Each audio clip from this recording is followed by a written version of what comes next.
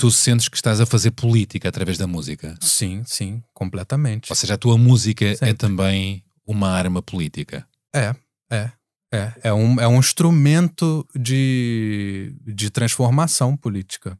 E é uma cura também? Sim, definitivamente. Convocas os teus ouvintes para isso? Eu acho que eu apresento ideias, apresento caminhos, apresento ali ferramentas de compreensão da realidade. Ferramentas que eu não invento, que eu vou atrás, pesquiso e trabalho de uma forma que elas sejam acessíveis para qualquer pessoa que me ouça. E através do passado cantar novos futuros? Sim, porque o que vai construir esses futuros, os futuros que eu imagino, que eu almejo, são essas ferramentas. A beleza das pequenas coisas, janelas, prantos deslumbrar.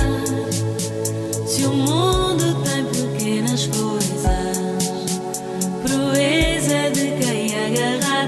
É tão bom saber que a beleza pode ter o seu lugar. Uma conversa com Bernardo Mendonça. ¿Tú crees que deberíamos pedir disculpas? Mas desculpa pelo quê?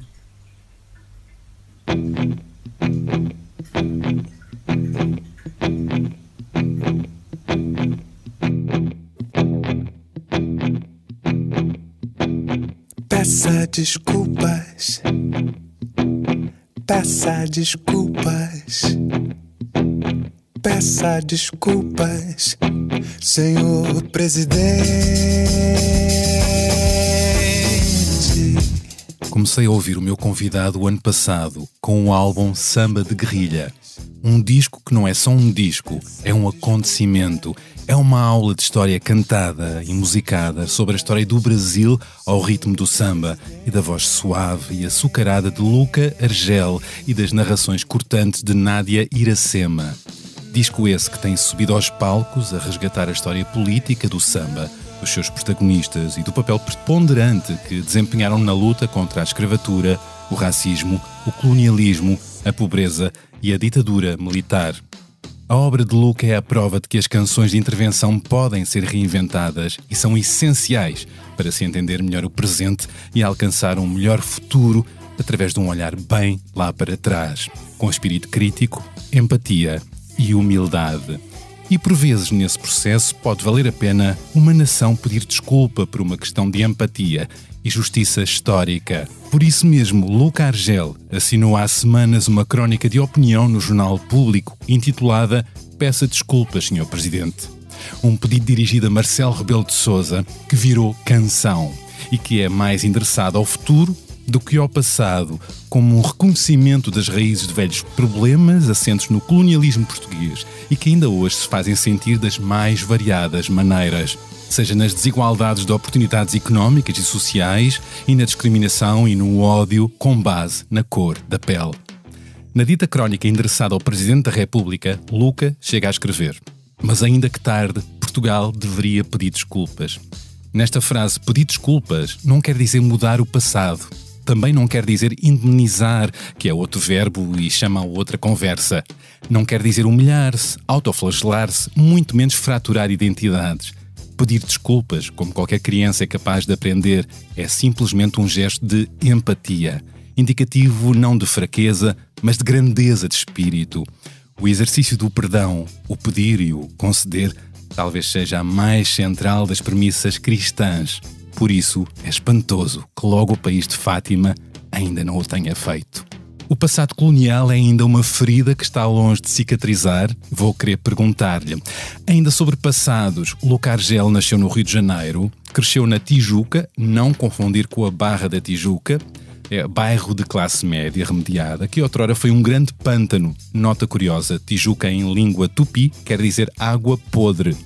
Luca é formado em música pela Unirio e mestre em literatura pela Universidade do Porto, onde obteve nota máxima, 20 valores.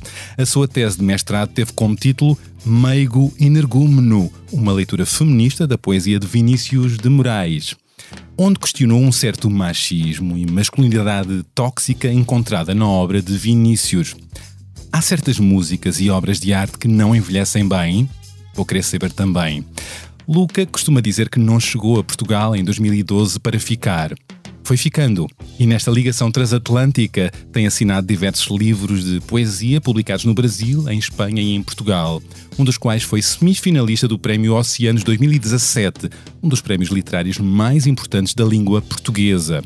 O seu último livro de poesia tem um título dos diabos, Fui ao Inferno e Lembrei-me de Ti, onde mora um poema dedicado às casas no inferno habitadas por turistas e que jogam a população para a periferia, uma realidade infernal vivida por muita gente.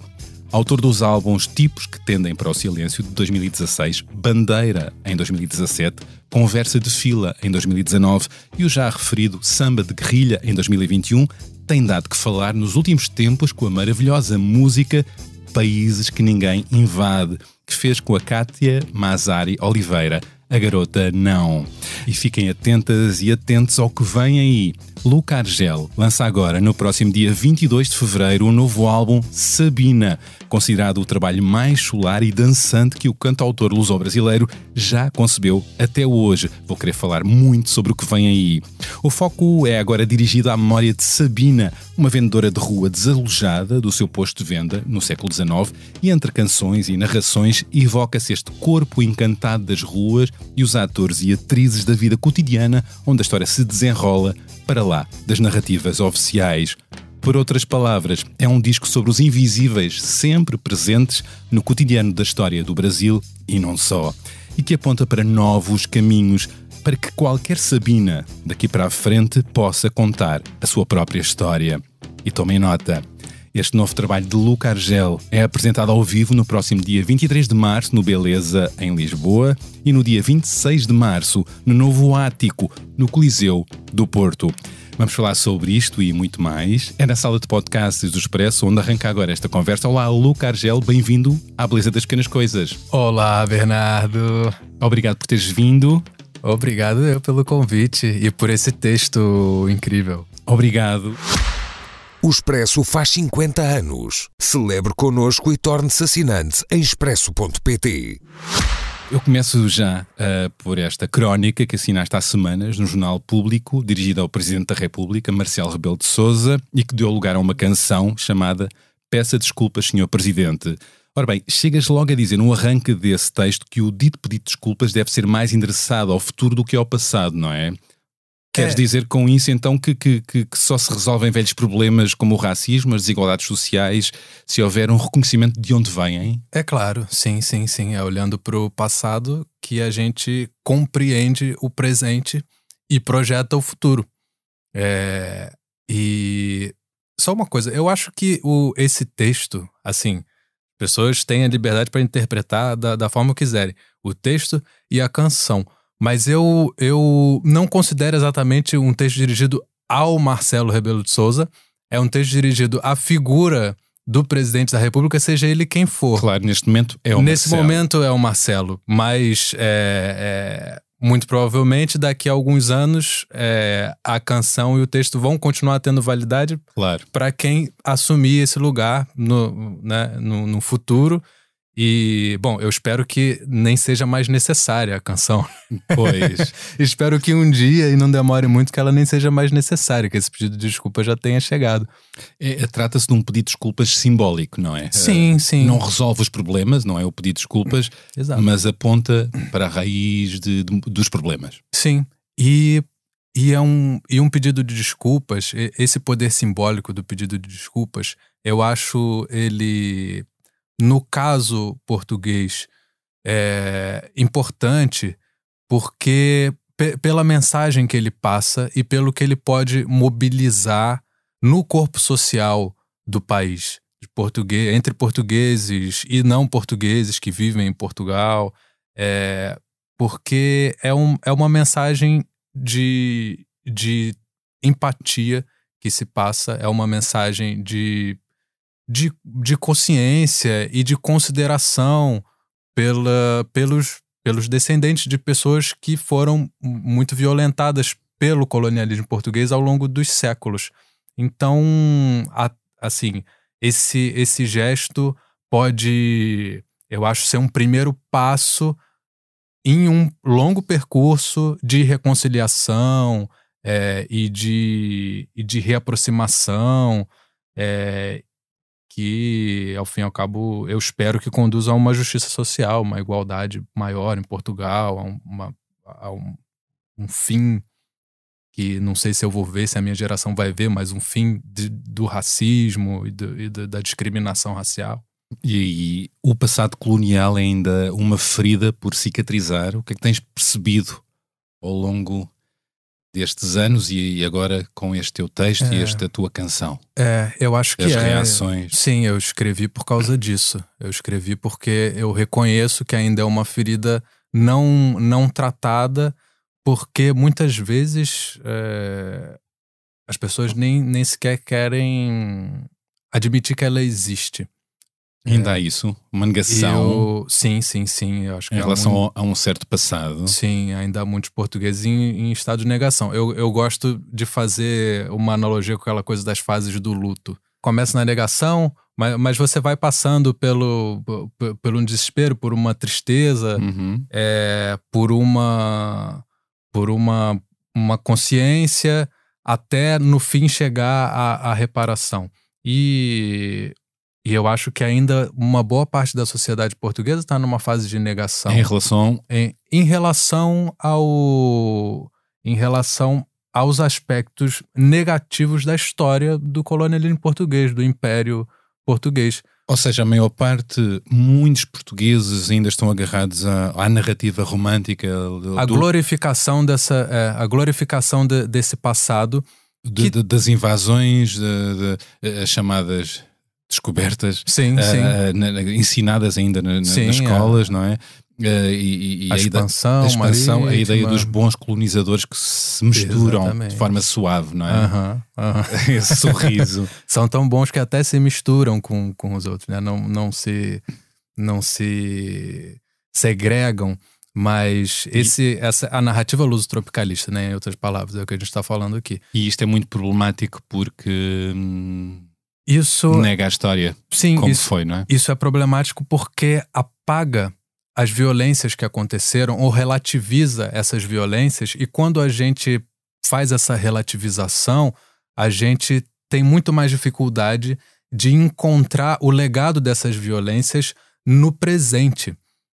A gente tem muito mais dificuldade de sentir a empatia, né? Aquilo que a gente veio falando. E perceber porque é que as desigualdades hoje em dia existem. De onde é que vem? De onde é que vem essa configuração social que a gente vive hoje? Porque determinados segmentos da sociedade têm mais ou menos riqueza que outros, vivem nesses ou naqueles lugares, têm mais ou menos acesso a direitos básicos como habitação digna, educação de qualidade, saúde, etc, etc.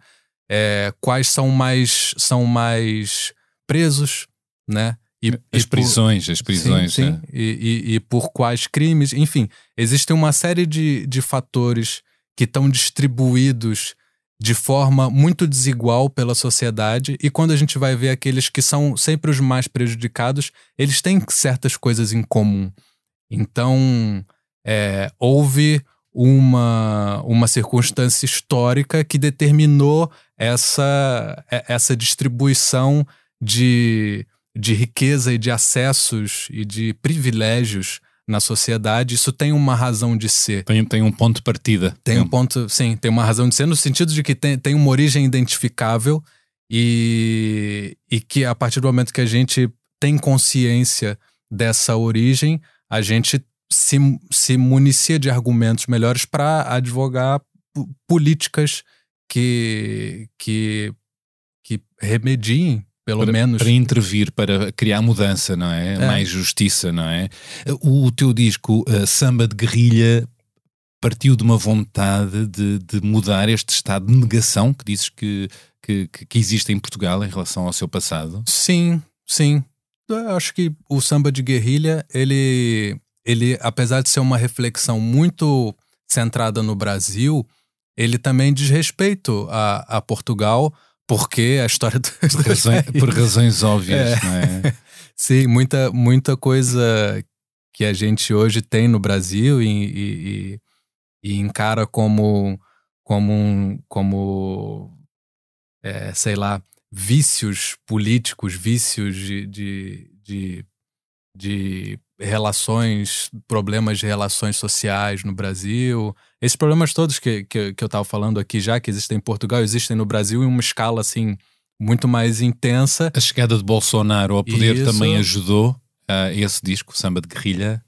Não, porque o Samba de Guerrilha é um projeto que já vem muito antes do Bolsonaro. Na verdade, se tem alguém que ajudou, talvez tenha sido Temer em 2016.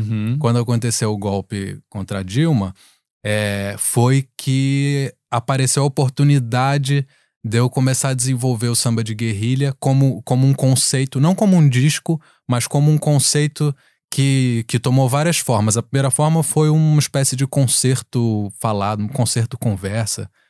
E quiseste o quê? A ideia começou por quê? A ideia começou porque eu queria demonstrar para os meus amigos portugueses como aquele momento político do Brasil, isso aconteceu pela primeira vez em um evento, em uma associação no Porto, em uma semana onde só se falava sobre o Brasil, sobre a situação política do Brasil, e então tinham exposições, debates, pequenos concertos e tal, tudo sobre o Brasil.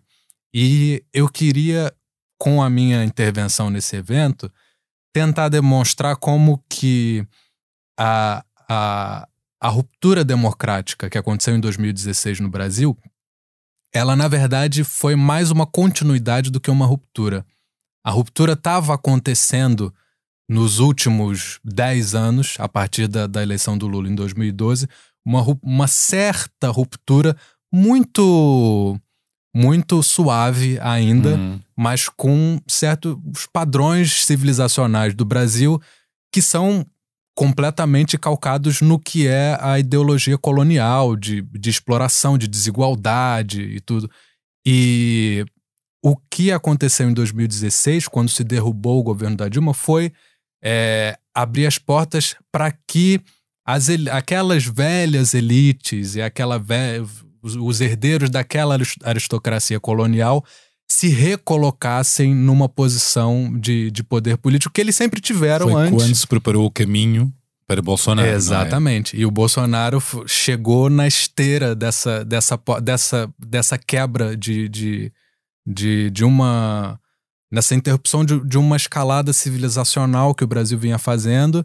De repente, a linha do tempo da democracia é cortada e aquilo abre uma fresta assim para um Bolsonaro passar e devastar completamente. Ir para o passado, não é?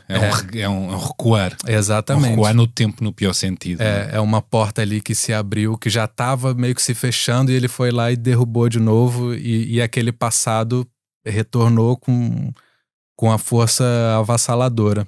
Foi o que foi. O que é uma força avassaladora é o teu disco, que tem sido muito tocado em palco, e espero que, se não conhecem, que o ouçam, o Samba de Guerrilha, que de facto é uma aula. E é uma aula de história com narração e através da música e das canções. Tipo um material pedagógico. Eu gosto de pensar no Samba de Guerrilha como um material pedagógico. Pedagógico de apoio pedagógico. E que desconforta, apesar das canções serem lindas. Gostas da arte que desconforta? Sim, eu acho que a arte que não desconforta tem alguma coisa de errado com ela. Achas? Eu vou ser provocador agora. Há muitas canções, até da MPB, não é? Lindas, que não desconfortam. Sim, sim. E então... eu fui um pouco polêmico agora. eu agora aproveitei o embalo. Não é sempre, não é verdade? Não é sempre. Eu acho que, claro, a arte, ela é o que ela quiser. O artista faz o que ele quiser. Mas eu acho que a arte também serve, e eu acho que ela tá, talvez, cumprindo o seu maior potencial possível quando ela nos desconforta. Mas talvez, é que aqui essa palavra desconforto é que talvez não seja a palavra mais certa. Eu gosto de uma palavra que é comover. Comove. Então pode comover de muitas maneiras. Exatamente. Não é? Mas também é o confronta. E este teu disco Samba de Guerrilha comove, mas também confronta. Sim. Nem todas as canções confrontam. Temos que usar este verbo, confrontar. Porque a comoção, ela pode acontecer de muitas formas, né? Por isso que eu acho ela uma palavra um pouco melhor. Ela pode acontecer pro lado do confronto, mas ela pode acontecer de muitas outras maneiras. E gostas da música que confronta? Sim, gosto muito porque ela nos obriga a enxergar para lugares que a gente às vezes evita enxergar, para lugares desconhece, não é? Ou que desconhece, claro, mas desconhece às vezes não é por falta de acesso, é por falta de vontade de conhecer mesmo. Também há isso. E a pessoa às vezes não sei, sente que aquilo vai ser, não sei, vai desestruturar um pouco as suas crenças. Vai desconfortar, volto à palavra, não é? Vai desarrumar e não é? Mas assim, eu também, agora vou parecer até contraditório. Eu acho que nem toda pessoa também tem que estar disposta a esse desconforto. Isso é uma coisa que eu aprendi com a poesia. Porque a poesia tem um público... costuma ter um público muito pequeno, né? Muito restrito. Os leitores de poesia, no geral da sociedade, é uma fração relativamente pequena. E isso não é uma coisa que eu acho necessariamente negativa, porque a poesia, talvez de todas as artes, seja a que mais desconforta, mesmo quando não é intencional, porque é a que pega mais ali no interior, nas vísceras, exatamente, nas vísceras da linguagem. Mas também que ampara muitas vezes, não é? Porque mas aí ampara nos identificamos muitas vezes. Quando a gente já tá no chão, ela nos ampara. Não é? Mas se a gente ainda não nos levanta. Ela nos levanta, porque justamente ela mexe muito no interior daquilo que é a origem do nosso pensamento. Tira-nos da dormência, por isso caímos, mas depois também ajuda a levantar, será? Com certeza. E ela tem ao mesmo tempo que ela tem essa capacidade de causar um desconforto profundo, ela tem, por isso mesmo, a capacidade de nos reorientar quando nós estamos desorientados, e o contrário também. Mas eu estava dizendo isso tudo porque esse processo todo de desorientação, de desconforto, é uma coisa que nem todas as pessoas precisam estar dispostas. Tem pessoas que simplesmente não querem mexer em certos lugares, então acabam, essa coisa de poesia, não gosto muito disso, porque isso mexe aquilo, mexe demais. Mas a porta de entrada da música e das canções que tens criado... A música já tem um melzinho... Através do teu mel e da tua voz doce e das tuas músicas... Chega a muito mais pessoas, mesmo aquelas que não se julgavam tão dispostas a ouvir, e às tantas por via da música, não é? Eu se calhar aproveito agora... estratégia. É estratégia. Eu se calhar aproveito agora para pedir para tu tocares um tema do Samba de Guerrilha à tua escolha. Eu não sei se... Eu agora lembrei-me do Cangoma, mas sim, que é tão curtinho. E podes explicar a razão dessa canção. Sim. Eu achei linda. É lindíssima. Eu sugeria que tocasses um bocadinho e depois explicasses essa canção. Então, Cangoma é assim, tá afinadinho. Tava dormindo, Cangoma me chamou. Tava dormindo, Cangoma me chamou, dizendo acorda povo, cativeiro já acabou. Dizendo acorda povo, cativeiro já acabou. Tava dormindo, Cangoma me chamou. Tava dormindo, Cangoma me chamou, dizendo acorda povo, cativeiro já acabou. Dizendo acorda povo, cativeiro já acabou. Uau! Esse é o Cangoma. Cangoma é uma música tradicional, é domínio público, é um jongo. E há uma história, né, por trás desta canção. Ela conta uma história, ela é uma espécie de retrato. Eu digo isso no espetáculo do Samba de Guerrilha. Aliás, só um parênteses aqui rápido. A narração do Samba de Guerrilha no álbum é feita pela Thelma Tvon. Ah! E no espetáculo ao vivo é que é a Nádia Iracema. Perdão pela imprecisão. Ainda bem que eu lembrei agora pra corrigir. A Thelma, muito, muito incrível também, tem uma voz incrível. E eu tenho... eu acho que isso não tá no texto do álbum, mas tá no texto do espetáculo, que Cangoma é uma canção que eu vejo ela como uma fotografia instantânea de um momento específico da história do Brasil, que é o momento da abolição da escravatura. Por isso tem este valor. Então o que conta? Ela é um testemunho, assim, em primeira pessoa de alguém que acorda no dia 13 de maio de 1888 com a notícia de que aconteceu a abolição da escravatura, tão esperada, a última abolição da escravatura nas Américas. Foi a do Brasil. E então é uma canção festiva, porque é a celebração desse momento, desse dia. Só que depois tem um outro lado da moeda. É isso, porque é um dia feliz, mas onde não se resolveu tudo, não é? Porque estas pessoas libertadas depois foram libertadas para o nada, sem condições nenhumas. Este outro lado da moeda é contado no teu disco. Precisamente, foi ao mesmo tempo uma libertação e um abandono. O abandono foram os novos pobres, não é? Foi ali a criação de um contingente de centenas de milhares de pessoas que foram dormir um dia escravizados e acordaram no outro dia desempregados, miseráveis. Sem abrigo. Enfim, ganharam já não eram mais escravizados, mas ganharam todo um outro conjunto de condições de precariedade absoluta. Abandonados, estigmatizados. E essa é a semente da desigualdade social que a gente vê no Brasil até hoje. Pois, tu tens levado este disco a palco. Como é que o público tem reagido a este disco, que não é só um disco, é tal aula? Esse espetáculo do Samba de Guerrilha, todas as vezes que a gente conseguiu levar a palco com tudo que ele tem direito, né? Não só com a banda, mas com a narração, com a parte visual toda também, ele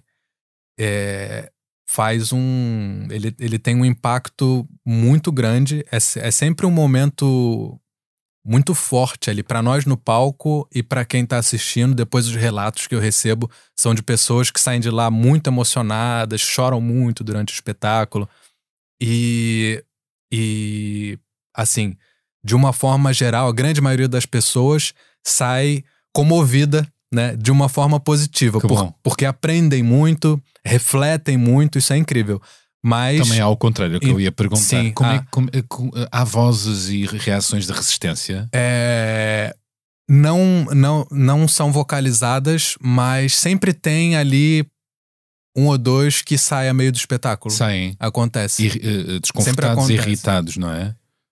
Eu não tenho como saber, mas porque são pessoas que depois, com quem eu não interajo depois. Mas sentes que... Mas eu... Por acaso, teve uma das vezes em que isso aconteceu, em que eu tinha amigos que estavam na plateia, próximos de pessoas que saíram. São sempre poucas, são muito poucas, mas acontece. E que me disseram que as pessoas saíram porque realmente estavam incomodadas com o conteúdo do espetáculo. Faz parte. E faz parte. Eu acho que é aquilo, incomodou de alguma forma, e se incomodou é porque é aquilo que a gente está apresentando... Estão a fazer bem, não é? Estão a tocar numa ferida... E há quem queira curá-la E há quem não E queira. há quem não esteja disposta a isso, E se a pessoa não tem interesse em fazer esse percurso, a gente realmente não pode fazer nada. A pessoa precisa querer, em primeiro lugar, tá disposta, tá aberta a fazer uma reflexão, a desconstruir um pouco coisas que foram ensinadas por tanto tempo, E a, né, história, as pessoas. e a história é importante também porque ensina para o futuro que devemos evitar. Ensina Não é? E faz uma coisa que é muito importante, que constrói a nossa identidade. Então, A arte, ela, de uma forma geral, ela não tem um poder assim de resolver os problemas do mundo, mas ela participa muito na construção das identidades coletivas, né? E Verdade. depois das identidades que as pessoas assumem para si. Então, quando você só tem contato com uma história que está ali contada pela metade e você baseia toda o seu sentido de identidade, de pertencimento ao seu país, à sua comunidade, né? Em cima ali, sobre pilares que só contam uma parte da história, quando te apresentam uma outra parte que entra ali em confronto, né, em contradição com aquilo que a gente já conhecia, isso é uma ameaça, é encarado como uma ameaça. Até muitas pessoas sentem até uma afronta pessoal quando você começa a colocar em causa essas bases da construção identitária, que são, eu tô falando aqui de forma abstrata, mas isso é um ensino da história, basicamente, né? É o que nos é ensinado sobre a nossa história, a história dos nossos países e a história dos nossos ancestrais, né? Isso é uma parte muito importante, e tem que ser mesmo uma parte muito importante da nossa formação, mas é complicado quando isso se cristaliza de uma forma que a gente não consegue separar, né? Não consegue ter uma serenidade, uma maturidade. Mas o movimento está a ser nesse caminho de vontade de algo. Sim, cada vez mais. Com muita resistência. Com muita resistência ainda. Mas acontece. Tu sentes que estás a fazer política através da música? Sim, completamente. Ou seja, a tua música Sempre. é também uma arma política. É um instrumento de transformação política. E é uma cura também? Sim, definitivamente. Convocas os teus ouvintes para isso? Eu acho que eu apresento ideias, apresento caminhos, apresento ali ferramentas de compreensão da realidade. Ferramentas que eu não invento, que eu vou atrás, pesquiso e trabalho de uma forma que elas sejam acessíveis para qualquer pessoa que me ouça. E através do passado cantar novos futuros? Sim, porque o que vai construir esses futuros, os futuros que eu imagino, que eu almejo, são essas ferramentas. A propósito disto, eu gostava que ouvisse um áudio e que depois comentasses. Tem esse momento. Tem esse momento, tu conheces, afinal. Então... Conheço, eu ouvi vários podcasts daqui da Beleza. Então vamos a isto. Alô Bernardo, salve, Luca Argel, querido parceiro. Então, respondendo à escada que me lançaram para esta intervenção, eu conheci o Luca compositor antes de o conhecer fisicamente. Tinha descoberto o disco dele, o Samba de Guerrilha, no início do ano passado, 2022, e recordo-me que levei 3 ou 4 meses em loop com a voz dele na cabeça, a descobrir cada ponta de narrativa que ele e a narradora nos oferecem naquela viagem. É um disco muito rico, muito disruptivo relativamente às construções históricas e mentais que eu, enquanto portuguesa, tinha da nossa história e da história do Brasil. E tocava em temas que me interessam muito, mas dos quais percebi que conhecia tão pouco, como a história da independência do Brasil, da descolonização, o processo de descolonização, a escravatura antes e pós-descolonização, porque nada acabou por ali, não é? Das lutas brutais pela sobrevivência e pela dignidade de uma imensa fatia da população brasileira. com todos os personagens incríveis que eles nos vão apresentando ao longo do alinhamento de canções. É como se voltássemos à escola, mas com aulas cantadas por essa voz, que é ao mesmo tempo é doce e é cortante.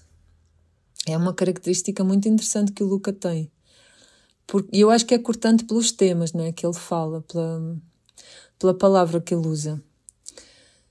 E por isso, quando alguns meses mais tarde, depois desta descoberta, eu soube que íamos participar juntos num projeto de celebração de canções do Chico Buarque, fiquei muitíssimo feliz. E esse episódio resultou depois nos Países que Ninguém Invade. Eu acho que é um processo que podia ser o Luca a contar aí. Também me desafiaram a fazer-te uma pergunta, Luca, por isso aqui vai. Que é uma coisa que me interessa e a que acho muita piada. Que rituais é que tu tens antes de entrar em palco? Se falas com alguém, com alguma entidade, mesmo quando não falas, não é? Ninguém te está a ver falar, mas tu na tua cabeça estás a falar. Naqueles segundos imediatamente antes de arrancares o concerto. Um grande abraço aos dois. Maravilha, acabamos de ouvir a música Cátia Oliveira, mais conhecida como a Garota Não. Obrigado, antes de mais, à Cátia. A Cátia conheceu-te primeiro como compositor, como ela diz aqui. Ouviu o teu último disco em loop, não é? Este que temos falado. E diz que aprendeu muito contigo, admirou-te primeiro e depois acabaram por se cruzar num projeto em redor das músicas de Chico Buarque, não é? Exatamente, incrível. Um abraço grande para você, Cátia, se você estiver ouvindo. Então, como é que entretanto vocês se juntaram para este vosso tema que anda a ser ouvido por aí, Países que Ninguém Invade? Isso aconteceu. A ideia, quem lançou primeiro foi a Kátia. Foi? Ela, nesses concertos de tributo ao Chico Buarque que a gente fez no ano passado, ela participou comigo, éramos nós dois, não juntos, a gente fazia coisas separadas e só se juntava para uma música no final. E éramos nós dois, o Jorge Palma e a Luísa Sobral. Mas ela já tinha debaixo do olho. E ela já conhecia, eu não sabia que ela já tinha ouvido o disco, eu não sabia disso. Mas a gente ali se conheceu naquela ocasião e trocou ideias ali.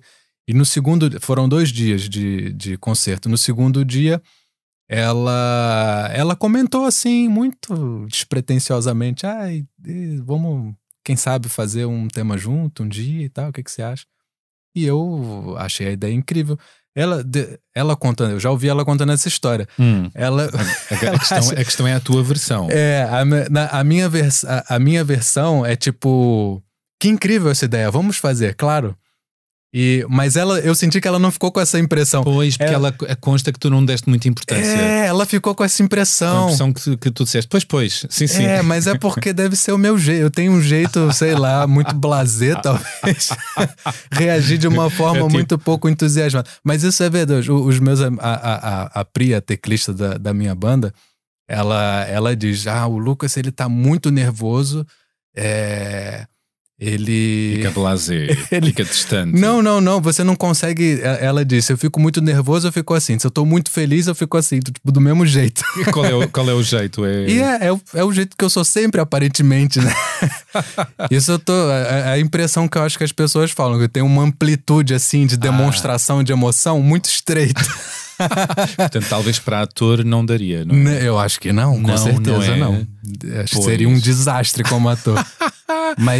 Mas eu acho que a Kátia, como não me conhecia direito, deve ter achado que eu não curti muito a ideia, mas eu adorei a ideia. Tanto que dias depois eu mandei o início da canção para ela. Na verdade, foste tu que lançaste a primeira bola. Ela lançou a ideia, mas os versos eu mandei primeiro. Uau! E depois a construção foi assim, E a construção foi um ping-pong. Que maravilha de tema. Não sei se poderias tocar um bocadinho do tema aqui, em acústico. Eu posso sentar. A gente nunca tocou essa música ao vivo.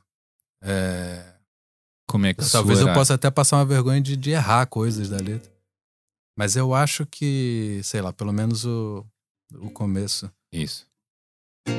A fala curta como um mantra, e os cabelos longos de cometa,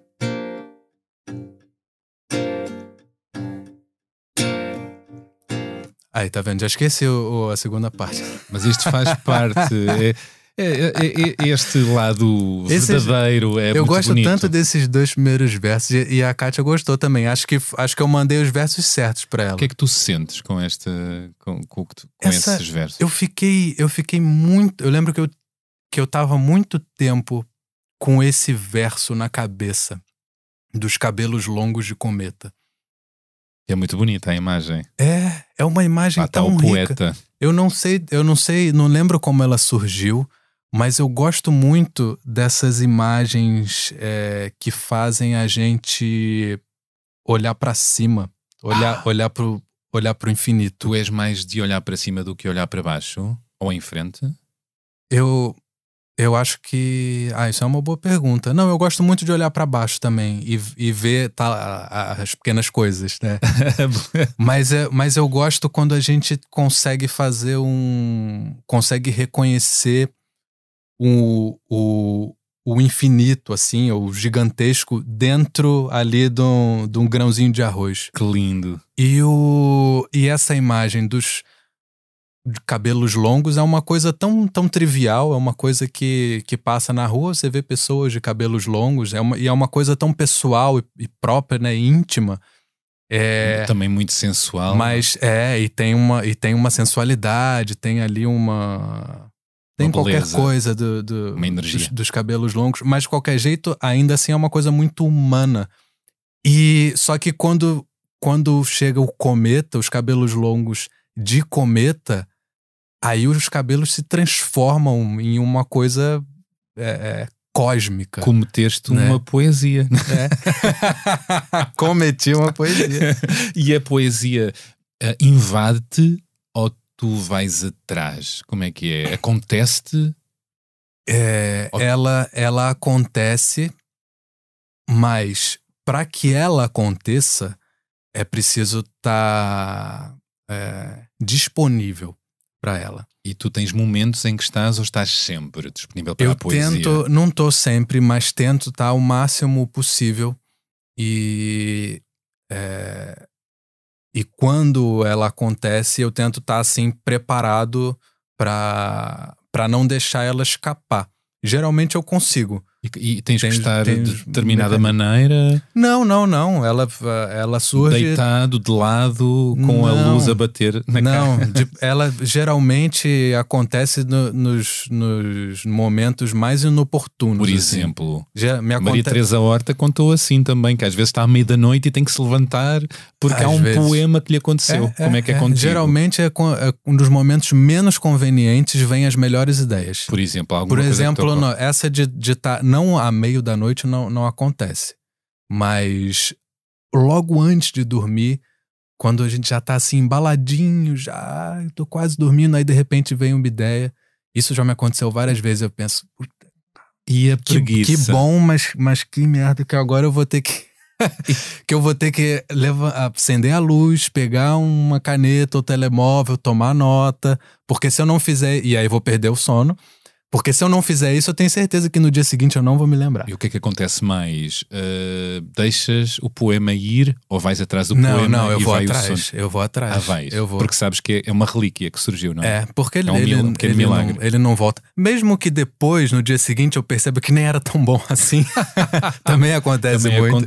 Também acontece. É verdade. Mas tem momentos piores ainda que esse. Quando eu tô no banho, por exemplo. Às vezes me acontece. Tomando... Eu tenho ideias, às vezes, boas no banho. Também. E aí, só que o banho não é uma coisa que você consegue estar ali com alguma coisa para anotar à mão rapidamente. Se calhar já uns gadgets tem alguns que se pode usar no banho. Seria muito útil, eu teria. Muito útil, alguma coisa, um papel impermeável, alguma coisa. Um quadro com algo para escrever tem os na parede. Tem telemóveis que são a prova d'água agora também, né? Pois é. Mas serão caros, não é? Pois.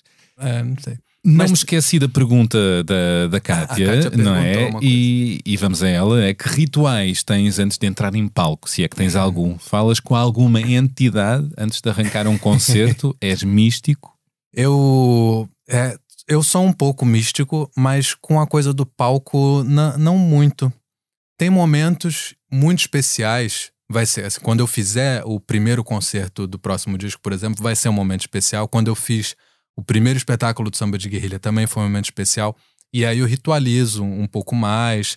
Tem ali uma coisa de reunião com a banda pra gente ali, alinhar as energias. E juntos, mas não há um ritual específico. Um ritual específico não, eu tento aquecer um pouco a voz, deveria fazer até isso sempre, mas às vezes eu não faço. Não lanças búzios, não fazes... Não, de jeito nenhum, de jeito nenhum. É uma coisa muito pragmática, assim, porque eu quando tô pra entrar no palco, eu geralmente não tenho uma coisa do nervosismo do palco, aquele pavor, aquele medo do palco que as pessoas têm.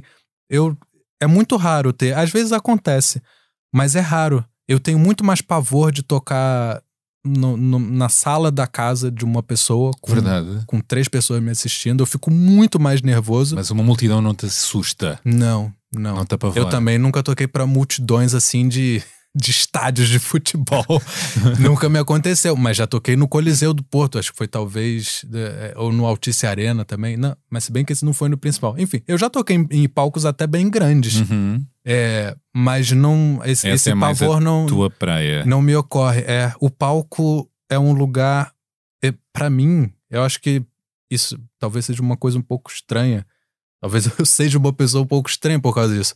Mas eu acho que o palco é onde eu me sinto até mais à vontade do que no mundo real, digamos Verdade. assim.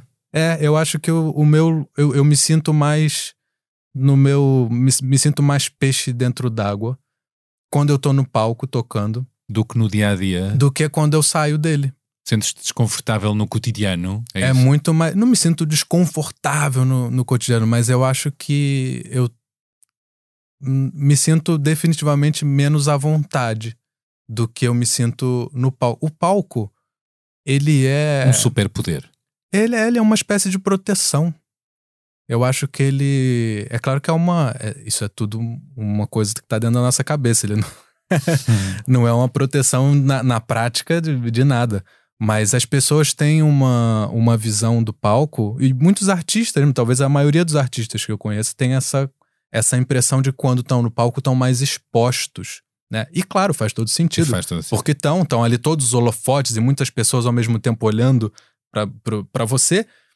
Mas, curiosamente, isso não me deixa apavorado, porque toda a mise-en-scène do palco, ela é uma espécie de ilusão, de fantasia, que cria uma redoma assim protetora. Eu sei que tu gostas de super-heróis. Quando sobes a palco, tu sentes-te um super-herói, sentes essa força acima da realidade. Um pouquinho. Não me sinto muito, mas eu sinto que existe essa possibilidade. Eu também não sinto que eu já aprendi tudo que há para aprender sobre estar em palco. Eu acho que eu tô constantemente aprendendo muito.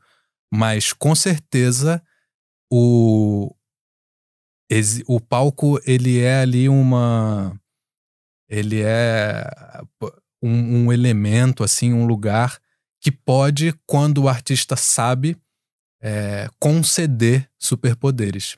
Uau! E acontecer uma magia que contagia toda a gente, sim, não é? Aliás, sim. os concertos são isso, não é? Às vezes são maiores do que a vida para toda a gente que está naquele momento, não é? Isso se vê quando a gente vai assistir um concerto de um grande artista, que é um grande artista de palco, a gente vê isso nitidamente. Acontece ali qualquer coisa. Eu lembro quando eu fui assistir um concerto da Maria Bethânia. Uau! E eu tava, por acaso, consegui, assim, um bilhete nas primeiras filas. Eu tava muito próximo do palco.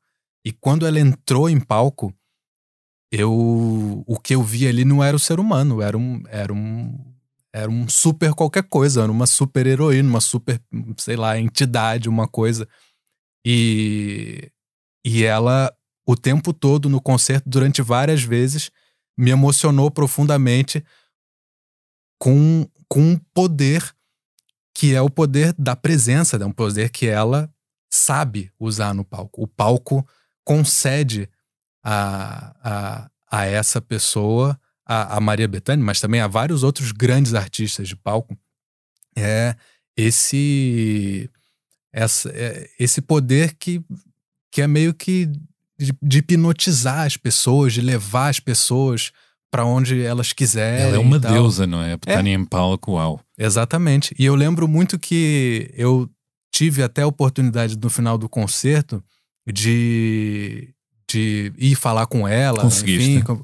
Não, eu não quis. A Bethânia, ela me fascina, mas de certa forma também assusta. Claro. Porque aquilo não é um ser humano, aquilo é um monstro sagrado. Eu não quero estar perto dessa pessoa. Falando de monstros sagrados e saltando de Bethânia para Vinícius, e antes de irmos para o teu disco novo, que eu quero muito falar.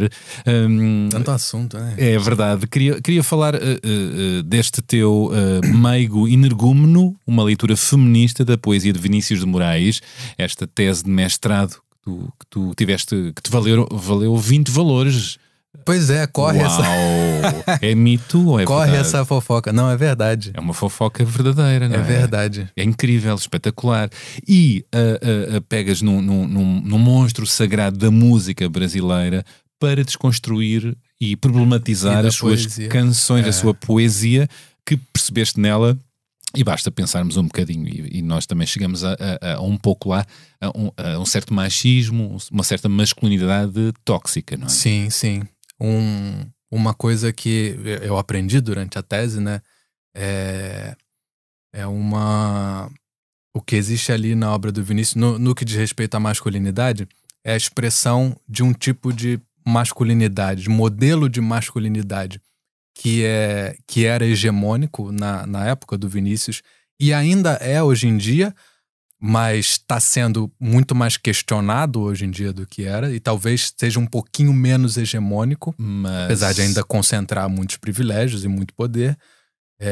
E ainda permanece muito na sociedade. Eu acho que está um pouco por todo o lado. Permanece muitíssimo. O que é que encontraste isto foi por acaso que foste apercebendo como é que tu foste... Foi um pouco por acaso. E foi preciso coragem, pergunto-te, para pegar numa obra, não é? De um enorme compositor brasileiro, poeta brasileiro, músico brasileiro, pegar numa obra tão consagrada e apontar, problematizar o que está lá. É preciso coragem ou não? Não sei.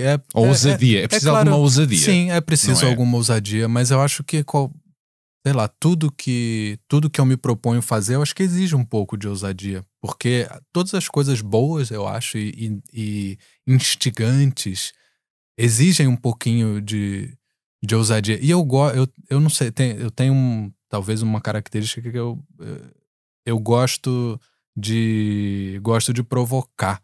Tu gostas de provocar. Dá pra perceber pelo samba de guerrilha. Mas tu vais de mansinho, tu tens um jeito doce de provocar, que parece uma contradição, mas que chega lá eventualmente com uma eficácia desconcertante, não é? Sim, e eu acho que isso é uma mais-valia. Mas ao mesmo tempo, essa parte da doçura e da suavidade é uma coisa que eu nem sequer tenho escolha, porque eu não saberia fazer de outro jeito. Se bem que, ajuda-me, tu na adolescência já tocaste rock e já quiseste ser uma rockstar. E uma rockstar não é doce, normalmente, não é? Pode ser também. Tu eras desse género. Eu acho que eu nunca consegui ser de outro gênero. Mesmo quando eu tento ser agressivo. Eu não... As tuas discussões são doces. Eu não tenho discussões. Quando você para ter uma discussão, eu saio fora. Tu és da paz. Completamente. Que delícia. Completamente. Eu tive pouquíssimas discussões assim agressivas na minha vida e saí de todas elas com a certeza de que não valeram a pena. Que bom, percebo. Eu sou muito mais da diplomacia e dos caminhos mais suaves, mesmo que eles sejam mais longos, mesmo que eles sejam mais complexos. Mas sem nunca deixares de estares de acordo com a tua verdade ou de dizeres o que pensas. Sim. Não é? Isto sim, não abdicas, imagino. Não, de jeito nenhum. Eu só tento utilizar esse meu traço de personalidade mesmo, que eu acho que nem faz sentido tentar contrariar, que contém essa suavidade e tal, a meu favor. Porque isso, não sei, talvez às tantas até me ajude a abordar temas mais delicados, porque eles não vão ser rechaçados assim logo de cara, porque estão sendo apresentados de uma forma gentil. As letras talvez. das canções de Vinícius não têm envelhecido bem, na tua opinião? Eu acho que muitas delas não envelheceram nada bem. O Samba da Bênção é uma música que não envelheceu nada bem. Queres dizer O texto, pelo menos. O Samba da Bênção tem a letra dela em si, a letra cantada dela, digamos, ela é aquela... É melhor ser alegre que ser triste, a alegria é a melhor coisa que existe. Ela é até meio inofensiva, mas o Vinícius de Moraes, ele recita um poema antes de começar a música, que esse sim envelheceu pessimamente, que é o que ele diz, e o que de que serve amar uma mulher só bela, uma mulher tem que ser só bela, tem que ter qualquer coisa de triste, qualquer coisa que sofre, que sente saudade, tem que ter qualquer coisa de triste, de uma tristeza de se saber mulher feita só para amar, para sofrer pelo seu amor e para ser só perdão. Isso, sei lá, na década de 70 não levantou muita onda, mas hoje em dia, se eu escrevo uma música dizendo isso, eu sou cancelado, não? Pois. Eu e qualquer um, eu acho. E romantiza um papel da mulher que serve o homem, a mulher sombra, mulher que não existe, que tem que levar com a sua cruz. Havia essa expressão. Isto não era associado aos homens, era associado às mulheres levarem com a sua cruz. Sim, sim. Não é? Que podia estar associado à violência doméstica e por aí fora, não é? E isso tudo, Anularem-se. em muitas ocasiões, é romantizado na poesia do Vinícius. Pois, e depois tem este perigo, não é? Quando a arte, quando a arte romantiza e normaliza e embeleza, não é? Embeleza o menos bom. Ou o mal. O mal mesmo. O mal que deve ser completamente superado, né? Isto não acontece só na música, não é? Nas artes em geral. Nas artes em geral. É importante ver isso. O nosso grande desafio, eu acho que a ousadia nem é apontar essas coisas, porque eu acho que a gente já vive num tempo em que é muito... Já é quase que, eu acho que uma coisa relativamente simples até de identificar esses problemas. Ainda há muita resistência. Não te esqueças, Luca, que é muito moda esta frase, agora já não se pode dizer nada. Já não se pode dizer nada. Você tem razão. Já não se pode escrever nada, já não se pode pintar nada, já não se pode cantar nada. Também há essa resistência. Eu estou muito influenciado por uma bolha, talvez. Você tem razão. Mas o que eu ia dizer é que identificar essas coisas talvez nem seja o mais difícil. O mais difícil em arte especificamente, é você saber identificar essas coisas, mas ao mesmo tempo conseguir continuar aproveitando aquilo de bom que os artistas fizeram. O Vinícius é um compositor genial, é um letrista genial, fez coisas maravilhosas. Eu não acho ele menos genial porque ele tem muitas passagens da obra dele machistas. Eu vou identificar essas obras e vou criticar essas passagens. Não quer dizer que não gostes muito mas eu não preciso queimar os livros do Vinícius. Pelo amor de Deus. Ou os discos. Nem os livros, nem os discos. Eu acho que existe um ponto assim que eu admito que é muito difícil, um ponto assim de maturidade em que a gente consegue assim jogar a água da bacia fora sem jogar o bebê junto. Adoro essa expressão que já conhecia, é verdade. Peneirar, não é? Fazer uma peneira sem radicalismos. A gente mantém, talvez com um artista já morto seja até mais fácil fazer isso. A gente mantém ali o que interessa, as contribuições realmente valiosas daquela pessoa, sem passar pano, como a gente diz no Brasil, sem passar pano pro que... Sem apagar. Pro que ele tem de negativo, sem invisibilizar. Sim, exatamente. Bom, quero falar do teu novo disco, que eu Vamos lá. já falei na introdução, lançado já no dia 22 de fevereiro. É um disco que traz uma nova história, um novo foco, mas mantém uma certa estrutura da narração, não é? E de canções que apontam, mais uma vez, para histórias de racismo e pessoas invisibilizadas, não é? Fora do retrato. Neste caso estamos a falar de Sabina, uma personagem histórica do Brasil, uma vendedora do século XIX, uma como é que se diz? Quitandeira. Que é a vendedora de laranja. Quitandeira é a vendedora de rua, né? Na verdade, uma vendedora geralmente de alimentos, de coisas de hortifruti. E tu esbarraste com esta história? Foi o início deste teu disco? Sim, esbarrei com essa história durante as minhas leituras e pesquisas para o samba de guerrilha. Então quem é a Sabina, em traços gerais, que originou este teu disco e deu nome ao teu disco, Sabina? Sim, a Sabina, ela é uma figura um pouco misteriosa, porque apesar dela ser o centro desse episódio histórico que está registrado em jornais e tudo, de época que realmente aconteceu, curiosamente, as pessoas que deram o testemunho ali daquela história não foram pesquisar muito sobre a Sabina. Então a gente não sabe nem sequer se a vendedora que estava no centro dessa história se chamava mesmo Sabina ou se tinha outro nome. Porque aquilo era, ao que parece, era ali uma banquinha de rua, um ponto ali de venda de laranjas que em algum momento foi ocupado por uma Sabina, por uma vendedora negra chamada Sabina.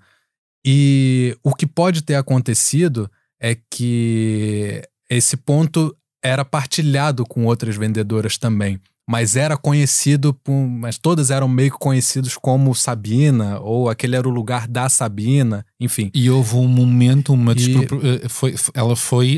essa vendedora foi colocada de fora do seu ponto de venda. Essa vendedora um dia vendeu as laranjas ela tinha um ponto dela em frente à faculdade de medicina, cujos estudantes eram, isso a gente está no último ano da monarquia no Brasil, os estudantes da faculdade de medicina eram profundamente republicanos e queriam a queda da monarquia. E já com consciência política e com vontade e com aquela força da juventude de intervir, não é? De criar mudança. Sim, sim. E então eles um dia veem um visconde, que era uma figura ali muito proeminente do Império, passando de carruagem na frente da escola e pega um punhado de laranjas da Sabina e atacam, assim, arremessam as laranjas na carruagem do Visconde. Uau! E o Visconde vai fazer queixa à polícia e a polícia, quando chega no local, o que faz? O que faz? Vai pra cima de quem? Da Sabina, que não tinha nada a ver com a história. Uau. Ela simplesmente vendia as laranjas. Mas os estudantes imagina, um estudante de medicina no final do século XIX era de uma família, no mínimo... Claro, quem é que tinha acesso? No mínimo remediada, né? Quem tinha acesso muito acima disso, certamente. Pois é. E sei que nesse protesto havia guarda-chuvas ou paus com laranjas... bengalas. Com laranjas espetadas. Porque quando isso aconteceu com a Sabina, aquilo despertou uma onda de solidariedade, porque aquilo foi uma injustiça flagrante que aconteceu. Ela tinha muitos clientes por ali, principalmente os estudantes, e os estudantes que já eram ali, aparentemente, já tinham uma certa tendência para fazerem confusão. Eles viram aquilo uma ótima oportunidade também para saírem na rua, armaram um protesto gigante contra a polícia e tal, foram nos jornais. Os jornais também adoraram ver aquela confusão toda e deram muito destaque, e então toda essa organização, esse barulho que fizeram à volta da injustiça que a Sabina sofreu, acabou servindo para reverter a situação, e ela recuperou a a autorização para voltar ali a vender no lugar. Uma história que muito conhecida. Não é muito conhecida. Não, no Brasil, não é? Não é muito conhecida, não. Ela é uma história muito interessante porque ela é emblemática, né? Ela é emblemática de um racismo estrutural.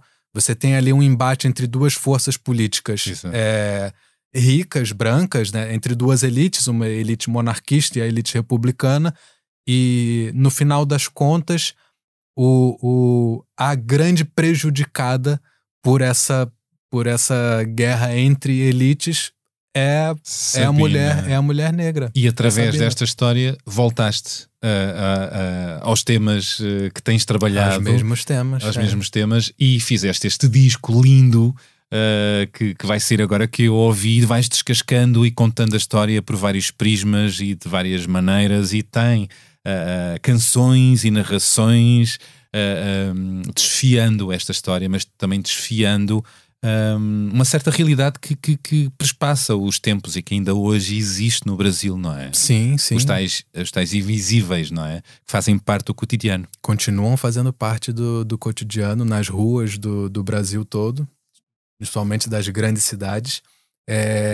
Uma coisa que me atraiu, claro, muito, né, nesse texto do Sabina, que não é um texto meu, o texto é do Luiz Antônio Simas, as músicas que são minhas, mas o que me atrai no texto do Simas, e o que me atrai na obra dele em geral, é que ele consegue fazer essa ponte entre passado e presente, e ele identifica ali na Sabina uma figura que simbolicamente continua muito disseminada no Brasil, e uma situação de violência que continua acontecendo. Há muitas Sabinas e Sabinos. Continuam existindo muitas Sabinas.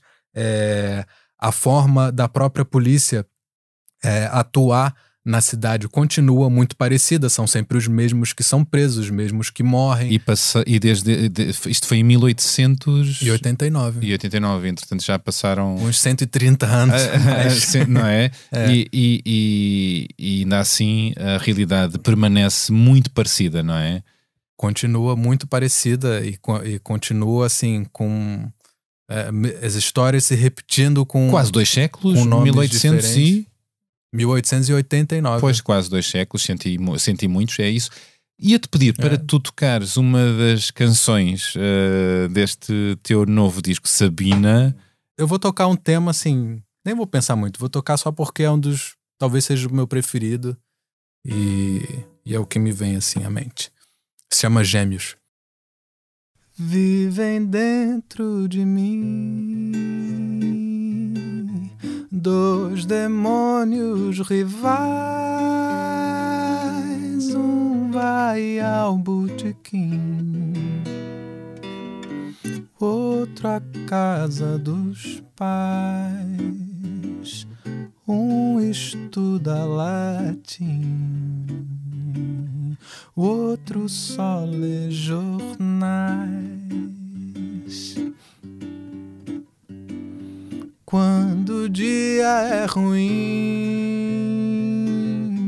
quando encontro um revés, um começa o motim, o outro limpa o convés, um amarra minhas mãos, o outro solta meus pés. Oh, oh, oh,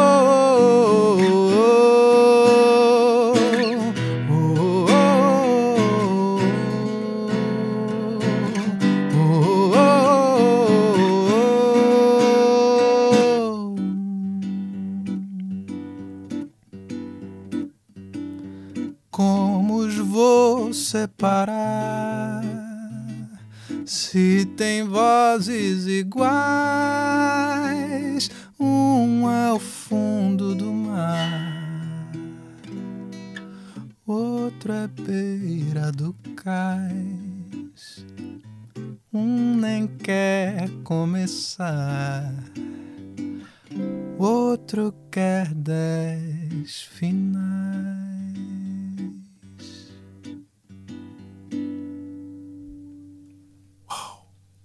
Obrigado.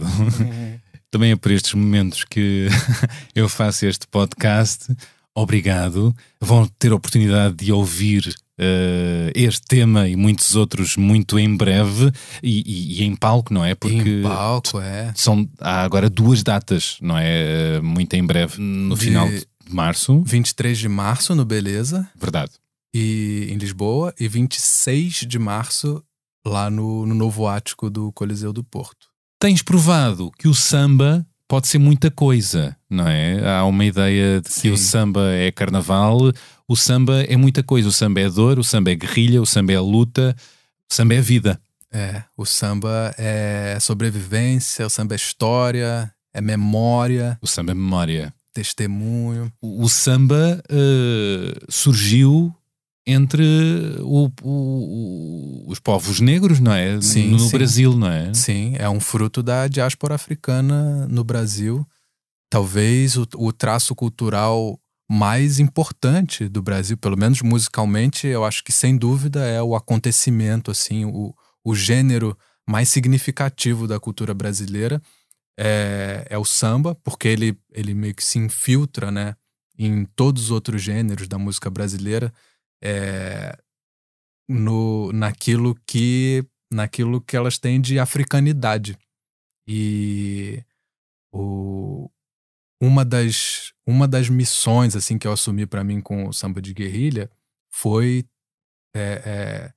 apresentar essa face do samba mais interventivo, desse samba memória, desse samba luta. E as músicas de intervenção podem caber no samba. Exatamente. Mostrar isso para fora do Brasil. Não que o Brasil não precise ter mais consciência disso também. Precisa também. Mas, de certa forma, eu acho que é mais fácil, talvez para um público brasileiro, ser despertado para esse outro caráter do samba. Fora de Portugal é muito mais difícil, porque a parte do samba que é mais exportada pela indústria cultural, pela indústria do entretenimento, do turismo, é essa parte da festa alienada. E o que é que esse samba da festa alienada diz do Brasil? Diz mais do Brasil ou diz mais de uma certa indústria? Não é nem o que o samba diz, é o que diz a forma como essa indústria escolheu apresentá-lo, o que mostrar e o que não mostrar, porque o samba como manifestação cultural, ele praticamente em qualquer circunstância assim, mais espontânea em que ele aconteça, você consegue identificar, se você tiver olhar, for instruído para isso, você consegue identificar esse caráter de luta, esse caráter de memória. Mesmo na festa do carnaval, que é tudo brilhante e as pessoas assim veem uma superfície de exuberância, assim. E de futilidade ou de alegria instantânea, não é? Sim, fácil. Mas tem camadas. Exatamente. Existem outras camadas que quem sabe ouvir e ver consegue enxergar. E muitas pessoas que fazem o carnaval têm essa consciência.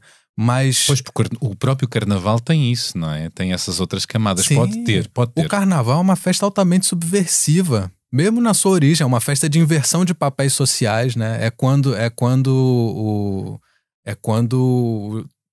toda a população pobre da cidade toma conta das ruas, né? Ocupa o espaço público, e o espaço público que geralmente só é acessível, né, para usufruto de quem tem esse privilégio.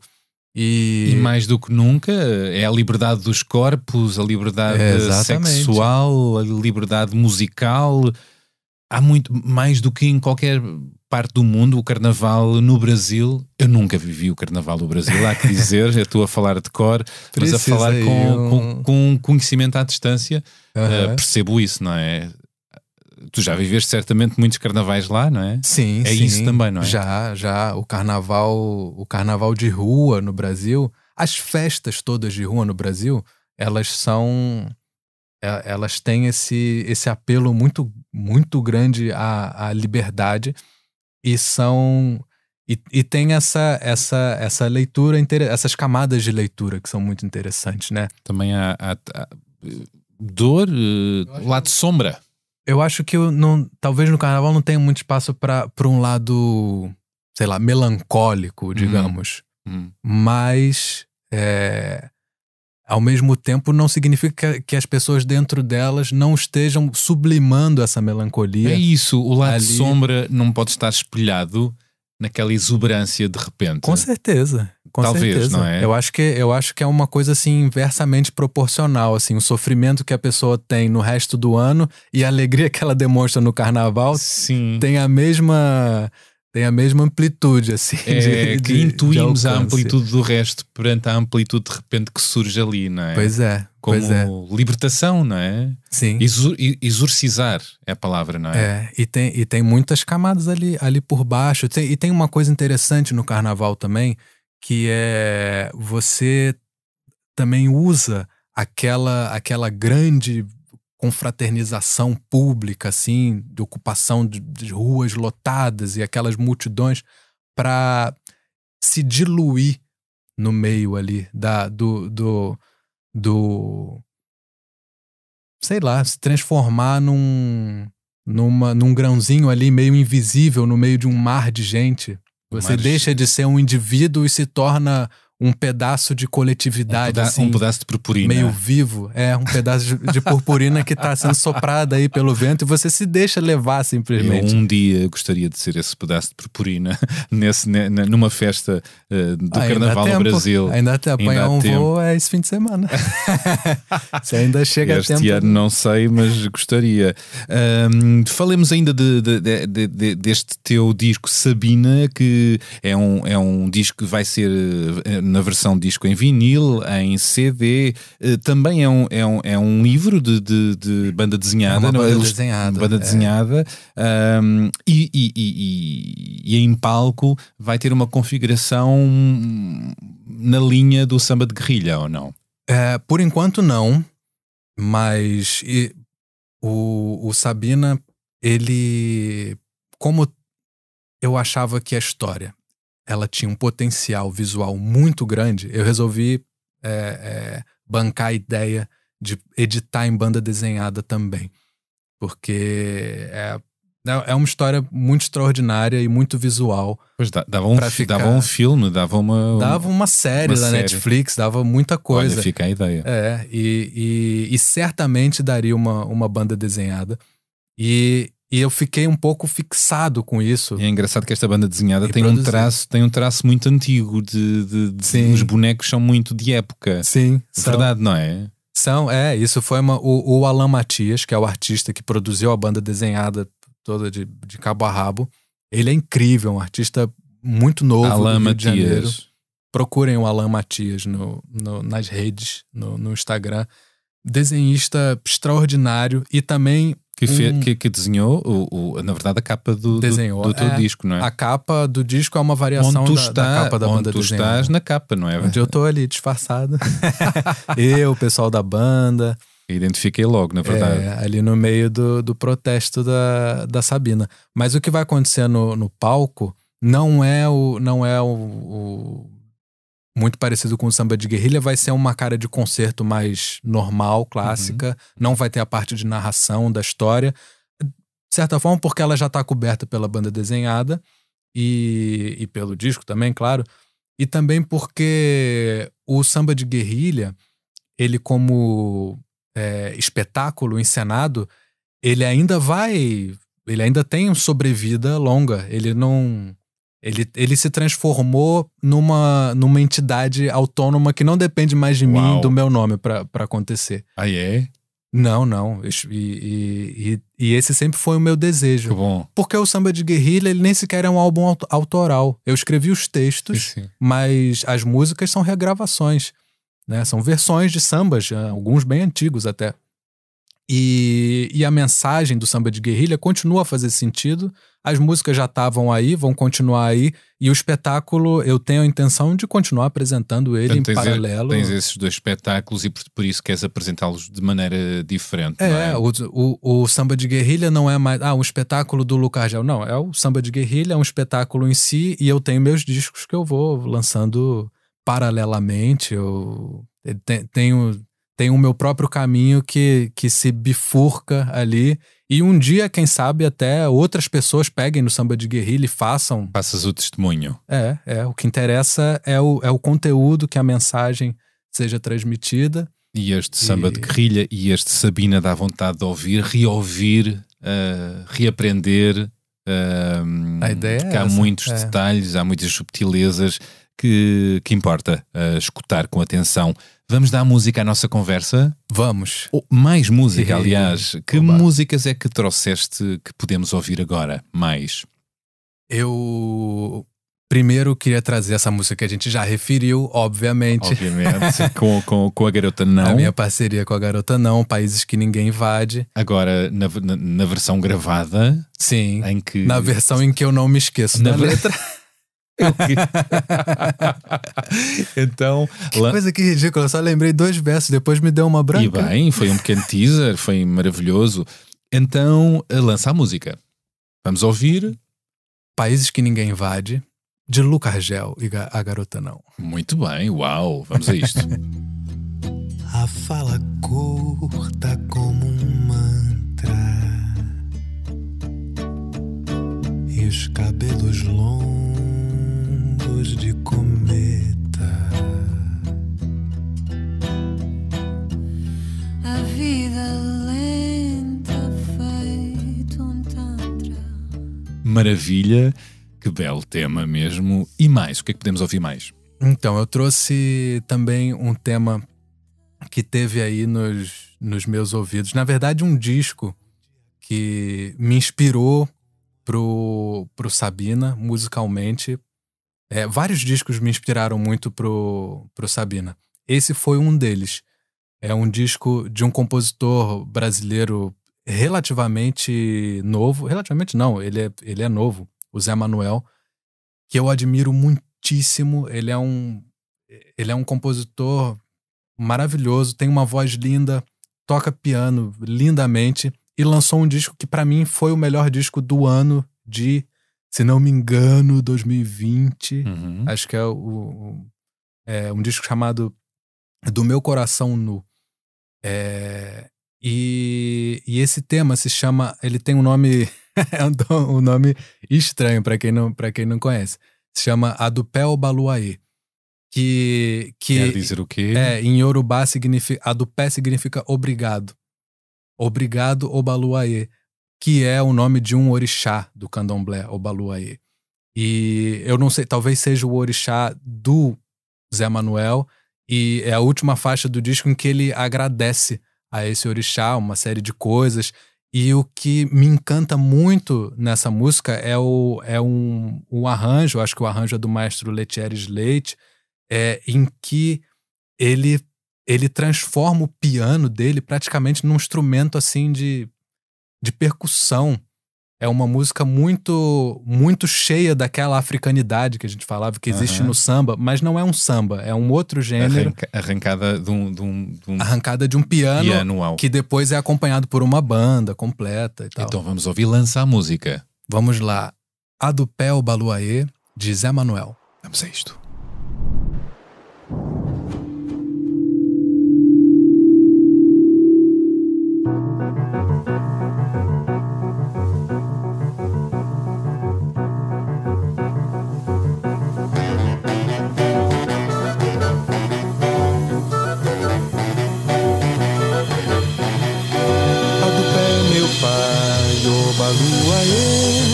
Adupé meu pai, Obaluayê.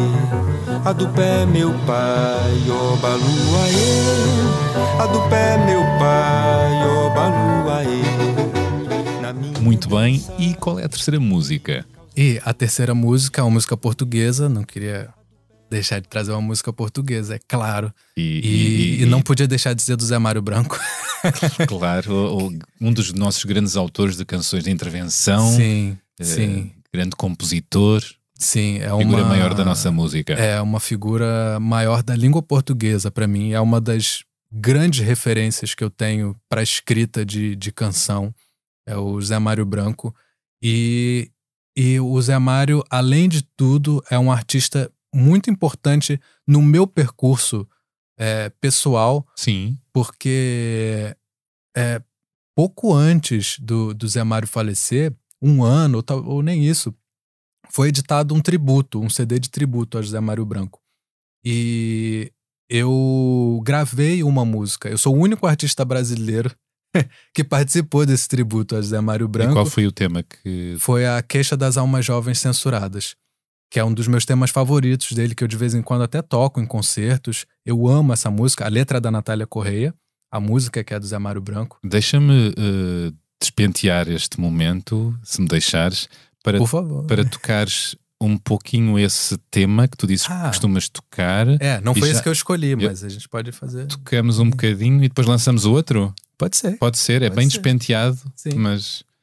Agora, vai ter que ser bem pouquinho, porque essa letra é gigante. Não, um pouquinho. E a que eu escolhi também por acaso. Vou ver se eu vou me lembrar aqui.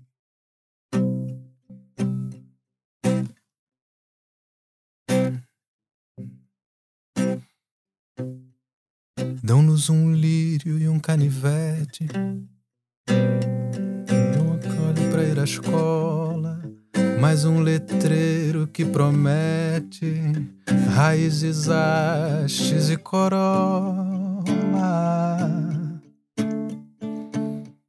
Dão-nos um mapa imaginário que tem a forma de uma cidade, mais um relógio e um calendário onde não vai a nossa idade.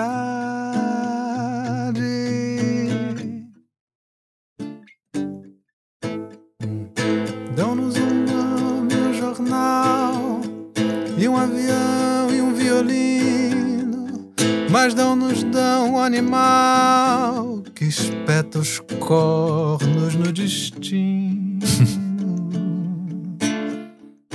Dão-nos marujos de papelão e um carimbo no passaporte. Por isso a nossa dimensão não é a vida, nem é a morte. Uau! Que maravilha! Fiz um corte do início pro final da música. Uau! Bem, que técnica! É porque não vou desfazer a mesma, mas é porque eu não lembrei exatamente do verso. Falei, vou logo pro final. É isso. Olha, e o tema que tens para lançar de Zé Mário Branco para ouvirmos? Não é esse, é um outro tema que talvez eu ainda goste mais do que esse que é o Canto dos Torna Viagem, que para mim é uma canção assim, perfeita. Ela toca em vários dos temas que a gente conversou aqui, sobre história, sobre a nossa visão da história, sobre empatia. É um tema que, assim, sempre que eu paro pra ouvir, eu me emociono. Ainda ontem, escolhendo as músicas, eu coloquei pra tocar essa. Será que vai ser essa? E aí me peguei ouvindo a música e já com o olho cheio d'água. É uma música que me toca muito profundamente. E em que o próprio Zé Mário se coloca na letra dessa música, que eu acho muito bonito. Generoso. Ele tem um verso, eu acho um dos versos, mas é tão simples, mas é tão brilhante no contexto da música, quando ele diz ele começa a propor a gente olhar a história de outro ponto de vista. E se a gente olhar essa história ao contrário, o que é uma colônia sem colonialista? São os que já estavam lá. Isso é um verso da música. E depois ele diz: e se eu fosse um preto chamado Zé Mário, eu não era quem eu sou. Fala de privilégio. Ele se coloca dentro da história, ele próprio, Zé Mário Branco, coloca o nome dele ali. e nesse esforço sempre impossível e que, obviamente, ele reconhece como impossível de sentir o que o outro sente, de ser o que o outro é, o que o outro foi, mas mesmo esse sentimento estando completamente fora do nosso alcance, isso nunca pode ser uma desculpa para a gente não tentar enxergar os outros com empatia. Com empatia. É uma prática diária, não é? É um exercício diário, e às vezes pode ser muito doloroso, nos comove, e essa música me comove profundamente. Por Lança isso que eu a escolhi música. Canto dos Torna Viagem, de José Mário Branco. Boa. Foi no sulco da viagem, já sem armas nem bagagem, nem os brasões da equipagem. Foi ao voltar, pátria moratória, no coração da história, que consumiste a glória num jantar. Foi como... Muito obrigado pelas tuas escolhas maravilhosas, e aproveito o embalo para te convidar a leres o excerto de leitura que eu te pedi para trazeres. Sim, estava ansioso por essa parte. Esta parte. Então, em que livro é que trouxeste? Fala-me disso. Então, esse livro que eu trouxe se chama Vida Desinteressante. É um livro de crônicas do Victor Eringer. Infelizmente não editado em Portugal ainda, mas imagino que um dia vai ser, porque o Victor é um autor muito, muito extraordinário. Ele foi a gente estava falando de cometas, né? O Victor foi uma espécie de cometa, assim, que passou pela vida de quem o conheceu. Sim, morreu muito cedo. Recebeu vários prémios, não é? O prémio Jabuti em 2013 pelo romance Glória, e foi finalista do prémio Oceanos 2017 por O Amor dos Homens Avulsos. Sim, que é um romance maravilhoso. Mas além de romancista, o Victor também escreveu poesia e escreveu crônica. O Brasil tem uma tradição de cronistas incríveis, e o Victor, ele herdou tudo de melhor dos grandes cronistas brasileiros, porque leu todos. Era um sujeito absurdamente inteligente, culto, sensível.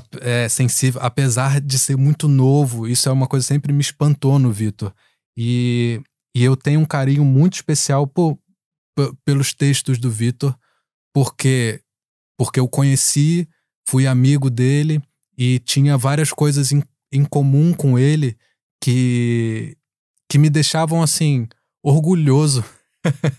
Porque tu a foste gente amigo dele? Fui. Ah, uau. Nós nascemos no mesmo ano, então a gente tem o mesmo signo do horóscopo chinês. Já agora qual é? Dragão. Isso quer dizer o quê? E não faço a menor ideia. Mas certamente ligado às labaredas e a coisas grandiosas. Eu só sei que esse é o único signo do horóscopo chinês que é um animal que não existe na realidade. Então já é uma coisa especial. Uau, claro. E eu me sentia muito orgulhoso, assim, de ser contemporâneo, absurdamente contemporâneo e conterrâneo do Victor, que era também carioca. Nós publicamos nossos primeiros livros na mesma editora. Rejeitamos esses primeiros livros e depois publicamos nossos segundos livros em uma outra editora, também a mesma, livros de poesia, na mesma coleção. Tem capa, os livros da coleção têm capas muito parecidas. Então eu não sei, me sentia, e a gente tinha um grupo ali de amigos nossos, eu me sentia muito próximo do Victor, apesar de, claro, a gente tem muitas coisas diferentes também. Mas o fato de existir uma figura com um autor como ele, tão especial, e uma figura também humana, tão generosa, que ele, além de tudo, além de ser um artista muito interessante, também era uma pessoa muito, muito boa, muito generosa, da qual todo mundo sente muita saudade. Enfim, todas essas coisas me deixam muito feliz, assim, por poder pegar de novo um texto do Victor e ler um texto do Victor para vocês. Pela partilha, então, vamos a isto. Então, e esse texto tem tudo a ver com Sabina. Ele se chama História Ambulante do Brasil.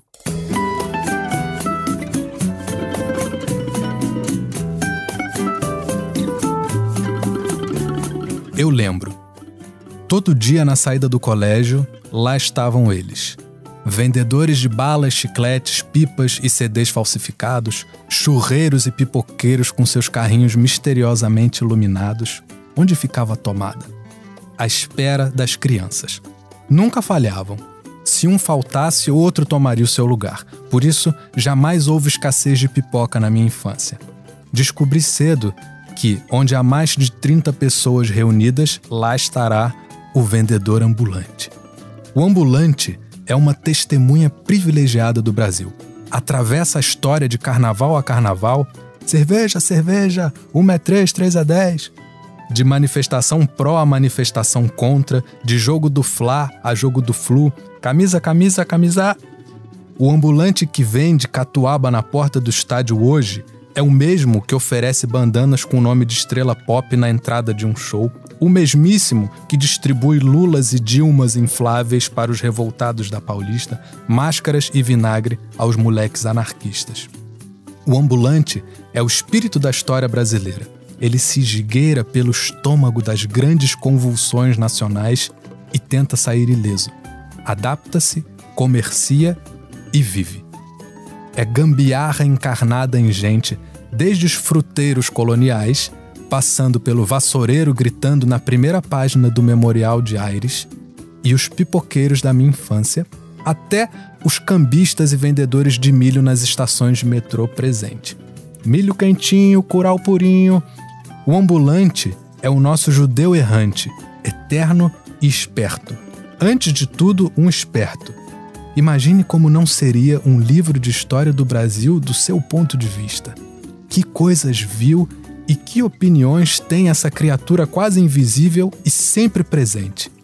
É alegre, desesperançada, gosta de futebol, gostará, meu Deus, de milho e, por que, mal ou bem, ainda está cantando.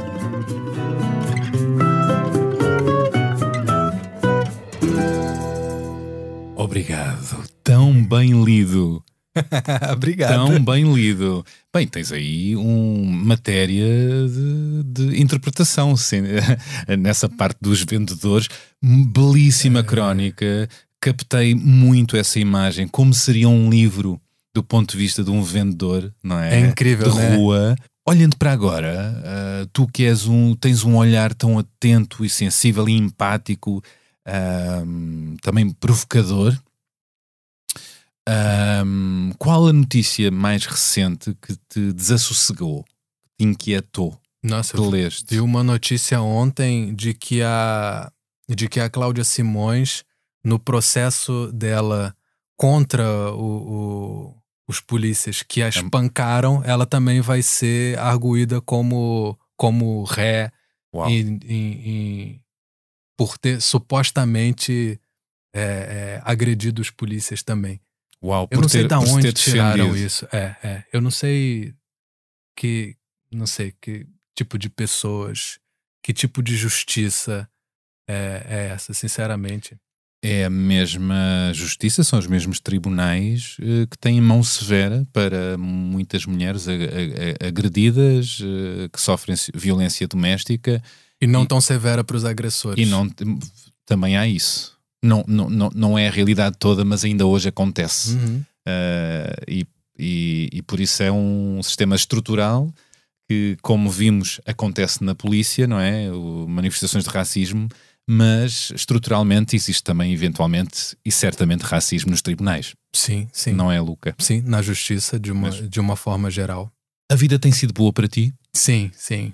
Tem sido muito generosa, eu só tenho que agradecer. Todos os dias tem um momento do dia que eu penso, puxa, que sorte que eu tenho de conseguir fazer uma coisa que eu amo.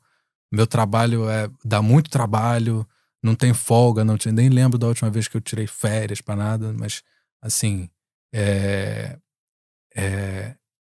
eu faço tudo com amor e recebo de volta esse amor.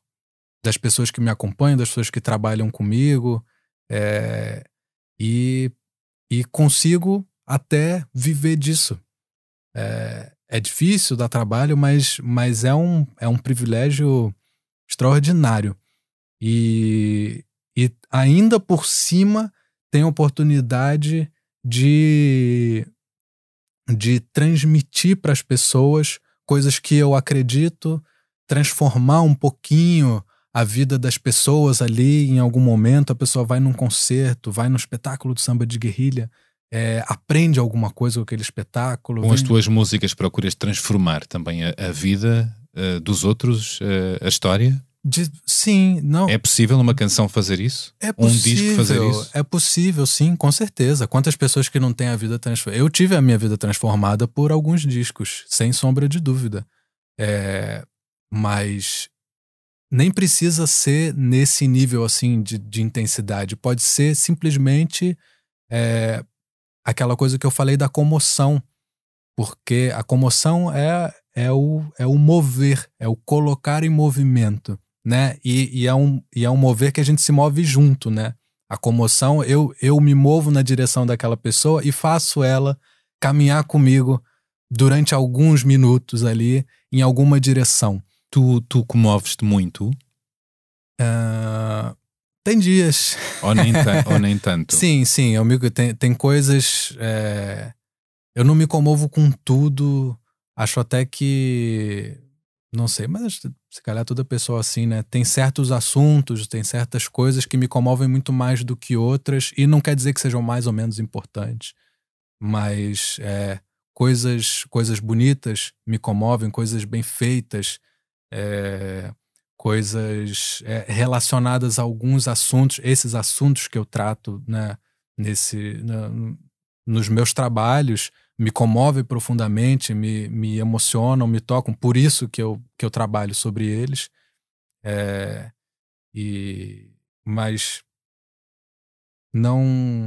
Mas é aquilo que os meus amigos dizem. Eu não tenho uma amplitude assim de demonstração de emoção muito grande. Muitas vezes não parece, não é? Mas por dentro eu sou uma pessoa que sinto as coisas assim, elas acontecem muito dentro de mim. E às vezes... E tu fazes a tal poker face, não é? Às vezes... sem intenção, assim, mas eu acho que é uma coisa da minha natureza. Olha, como sabes, este podcast chama-se A Beleza das Pequenas Coisas. A que pequenas coisas do dia-a-dia atribuis interesse, beleza e dedicas tempo e atenção, para além da música? Eu gosto muito de pequenas histórias. Eu gosto muito de histórias. E às vezes, num momento muito, muito inesperado, a gente testemunha um pequeno fragmento assim de história fascinante. O meu disco anterior ao Samba de Guerrilha, o Conversa de Fila, ele nasceu exatamente dessa observação de pequenas coisas.